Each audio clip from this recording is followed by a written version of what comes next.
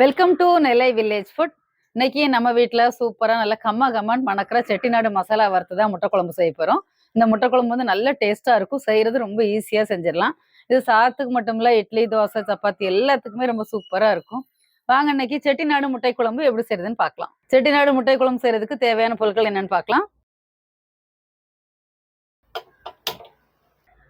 மசாலா பொருட்கள் எல்லாமே நல்லா கம்மான்னு வாசனை உள்ள வறுத்தரைச்சு அந்த குழம்பு செய்ய போகிறோம். அதுக்கு நான் ஒரு பேன் அடுப்பில் வச்சுருக்கிறேன். 1.5 ஸ்பூன் எண்ணெய் ஊற்றிக்கலாம்.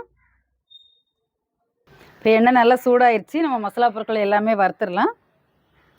2 ஸ்பூன் வர கொத்தமல்லி, 1 ஸ்பூன் மிளகு, 1 ஸ்பூன் சோம்பு, 1 ஸ்பூன் சீரகம், ஒரு அன்னாச்சிப்பூ, சின்னதாக ஒரு பிரிஞ்சி இலை, 2 துண்டு பட்டை, 2 ஏலக்காய், 4 கிராம்பு, கொஞ்சமாக கல்பாசி, 5 காஞ்ச மிளகாய் போட்டிருக்கேன். உங்களுக்கு காரத்துக்கு தகுந்தாப்புல நீங்கள் சேர்த்துக்கோங்க. இது எல்லாமே வந்து வறுத்துடலாம். இந்த மசாலா பொருட்கள் எல்லாமே அடுப்பு சிம்மில் வச்சுட்டு பொறுமையாக வறுக்கணும். ஃபுல் ஃப்ளேமில் வச்சு வறுத்திங்கன்னா கருகி போயிடும். கருகிடுச்சுன்னா குழம்புல வந்து கசப்பு தன்மை வந்துடும். இது எல்லாமே நல்ல வாசனை வர அளவுக்கு வறுத்தாச்சு. இப்போ இதில் நம்ம வந்து கொஞ்சமாக கருவேப்பிலை சேர்த்துடலாம். கருவேப்பிலை சேர்த்திங்கன்னா நல்ல வாசனையாக இருக்கும். ஒரு 1/4 மூடி தேங்காய் துருவல். இந்த தேங்காயோட பச்சை வாசனையும் போகிற அளவுக்கு நல்லா வறுத்துக்கலாம். மசாலா பொருட்கள் எல்லாமே வாசனை வர அளவுக்கு நல்லா வறுத்தாச்சு. இப்போ நம்ம இதை இறக்கி ஆற வச்சிடலாம்.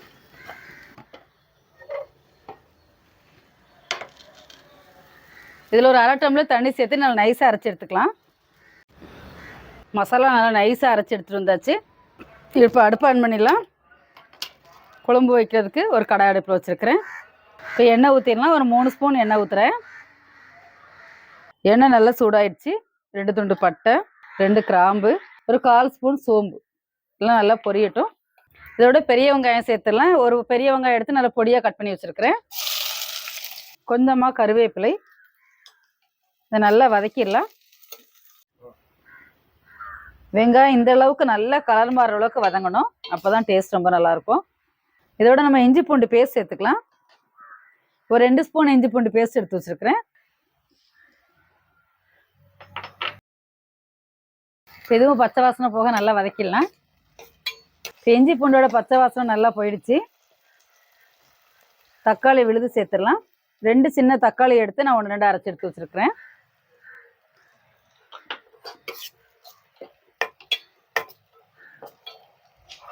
இதோட கொஞ்சம் மஞ்சள் தூள் சேர்த்துடலாம். ஒரு 1/4 ஸ்பூன் மஞ்சள் தூள். இந்த தக்காளியோட பச்சை வாசனை நல்லா போகணும். அதளவுக்கு நம்ம வதக்கிக்கலாம். இப்போ அடுப்பை சிம்மில் வச்சுட்டு நம்ம கடாயை மூடி வச்சிடலாம். இந்த தக்காளி நல்லா வேகட்டும். இதோட பச்சை வாசனையும் போகட்டும். இப்போ நம்ம திறந்து பார்க்கலாம். தக்காளி நல்லா வதங்கிருச்சு. இதோட பச்சை வாசனையும் போயிடுச்சு. நல்லா எண்ணெயெல்லாம் மேலே மிதந்து வர ஆரம்பிச்சிச்சு. இந்த அளவுக்கு வதங்குற மாதிரி பார்த்துக்கோங்க. அந்த எண்ணெயெல்லாம் லைட்டாக மேலே மிதந்து வர அளவுக்கு இருக்கணும். அப்போ தான் டேஸ்ட் நல்லாயிருக்கும். இதில் நம்ம அரைச்சி வச்சிருக்கக்கூடிய மசாலா விழுது சேர்த்துடலாம். மசாலா விழுது சேர்த்தாச்சு. அதோட நம்ம மிக்ஸி கழுவுன தண்ணி 1 டம்ளர் சேர்க்குறேன்னா இப்போ எல்லாம் சேர்த்து கலந்து விட்டுடலாம். இப்போ மசாலா எல்லாமே நல்லா கலந்து விட்டாச்சு. இப்போ நம்ம குழம்புக்கு தேவையான அளவுக்கு தண்ணி சேர்த்துடலாம். ஒரு 3 டம்ளர் தண்ணி சேர்க்கலாம்.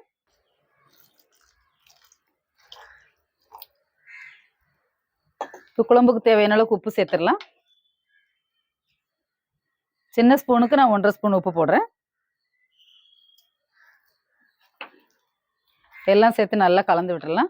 இப்போ எல்லாம் சேர்த்து நல்லா கலந்து விட்டாச்சு. குழம்பு நல்லா கொதிக்கட்டும். கொதிச்சு கொஞ்சம் கெட்டியானதுக்கப்புறம் நம்ம முட்டையெல்லாம் சேர்த்துக்கலாம்.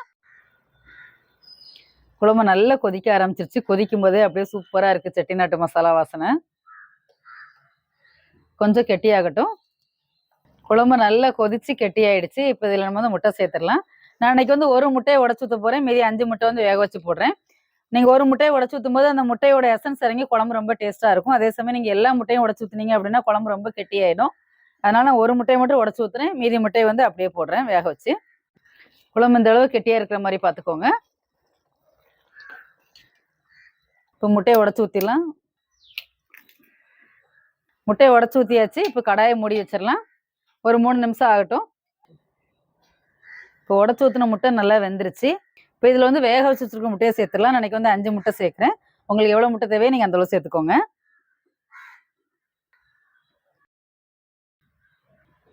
முட்டையை குழம்புல லைட்டாக அமுக்கி விட்டுடலாம்.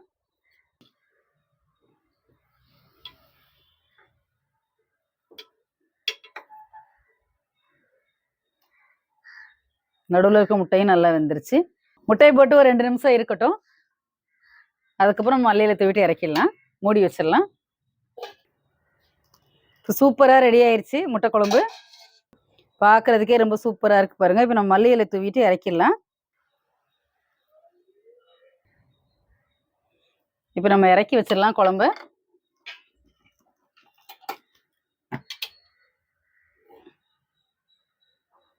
குழம்பு நல்ல திக்கா இருக்குது.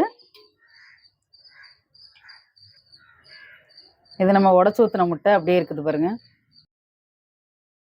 இப்போ செட்டிநாடு முட்டை குழம்பு எப்படி இருக்கு நம்ம சாப்பிட்டு பார்த்துடலாம்.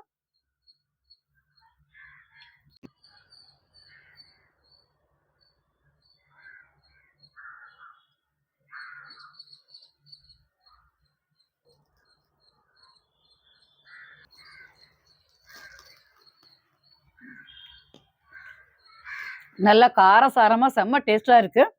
செட்டிநாடு முட்டை குழம்பு ரொம்ப சூப்பரா இருக்கு. இப்போ முட்டை எப்படி இருக்கு நம்ம சாப்பிட்டு பார்த்துடலாம்.